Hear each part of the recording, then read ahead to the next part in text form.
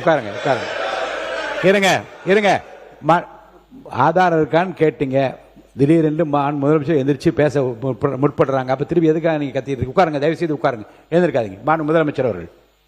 மாண்புமிகு பேரவைத் தலைவர் அவர்களே, நான் அதை சொல்ல வேணான்னு தான் நினைச்சேன். ஆதாரம்னு கேட்குறாங்க. ஒரு 1 வீக் பேக் மாண்புமிகு நிதி அமைச்சர் பேசும்போது ஒரு 3 டிபார்ட்மெண்ட்ல இருந்து ரிவ்யூ பண்ணி அந்த ஃபைல்ஸ்லாம் என் டேபிள்ல இருக்குன்னு சொன்னாரு. அது ஏதோ போற போக்கில் அவர் சொல்லலை, உண்மையிலேயே என் டேபிள்ல இருக்கு. அத்தனையும் ப்ரூஃபோட இருக்கு. ஓபன் பண்ண வச்சிடாதீங்க. எப்போ ஓபன் பண்ணணுமோ அப்போ கரெக்டா எல்லாமே ஓபன் ஆகும்.